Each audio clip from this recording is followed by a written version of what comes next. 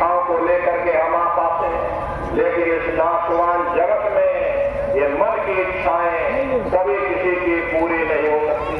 मान लो आपकी एक इच्छा पूरी हो गई, ये मन दूसरी इच्छा लेकर के खड़ा हो जाएगा। मान लो आपकी दूसरी इच्छा पूरी हो गई, ये मन तीसरी इच्छा लेकर के खड़ा हो जाएगा। और दिल का हुजरा साफ कर जाना के आने के लिए ध्यान गैरों का हटा, उसको बिठाने के लिए एक दिल लाखों तमन्नाएं, उस पर भी ज्यादा अवश्य फिर ठिकाना है कहाँ उसको बिठाने के लिए।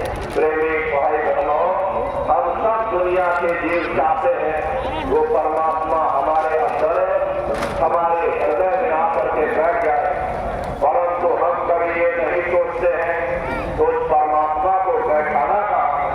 अरे जैसे हृदय के अंदर हम उस परमात्मा को बैठाना चाहते हैं, वह हृदय को पहले से ही गैरों के मोह में, गैरों के प्यार में फंसा हुआ ये गैर कौन है जो कुछ हम अपनी फिर जरासों से देख रहे सबके सब गैर है। इन सबको पना हो जाना है, इन सबको समाप्त हो जाना है। हम गैरों के मोह में फंस करके हम अपने मालिक को भूल बैठे, अपने सच्चे घर को भूल बैठे, अपने सच्चे पिता को भूल बैठे। रबिया मछली मुसलमानों के अंदर बड़ी मशहूर महात्मा हुआ करते थे। वे अपने कलाम में लिखती हैं, हे परमात्मा, ये जो तूने दोषक या नर्क बनाए, अगर मेरा वश चले मैं आग लगा दूं।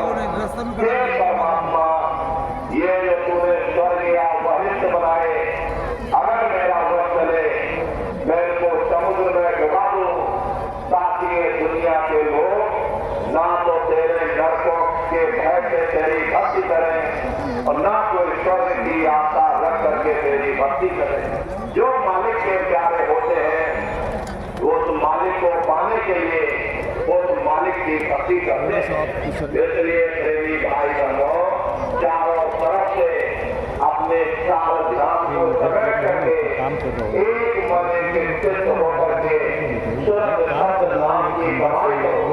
सुरत शब्द नाम की कमाई करना सब जतन दूर करना और कोई दूसरा उपाय नहीं, कोई तीसरा विकल्प नहीं। शब्द भेदी गुरु की तलाश करके शब्द या नाम की कमाई करो। प्रेमी भाई बहनों, इस कलयुग में केवल एक ही आधार है, सुरत शब्द नाम की कमाई। अरे सतयुग त्रेता द्वापर बीता, साहु न जाने शब्द की रीता। कलयुग में स्वामी दया विचारी, प्रगट करके शब्द पुकारी। सतयुग त्रेता द्वापर बीत गया, लेकिन शब्द के भेद को आज तक कोई जान नहीं पाया। वो तो तुम्हारी की दया कृपा हो गई, जिन्होंने संतों महात्माओं को इस धरती पर भेज दिया और करीब करीब 700 वर्षों के अंदर संत महात्मा फकीर आए, जिन्होंने शब्द के भेद को जाहिर किया। सबसे पहले कबीर साहब आए, उसके बाद बहुत से महात्मा आए जिन्होंने शब्द के भेद को जाहिर किया, नाम के भेद को जाहिर किया। और हमारे गुरु महाराज ने करोड़ों लोगों को बैठो ना किधर भी मत सूट में जा रहे कभी आप समझ रहे हैं।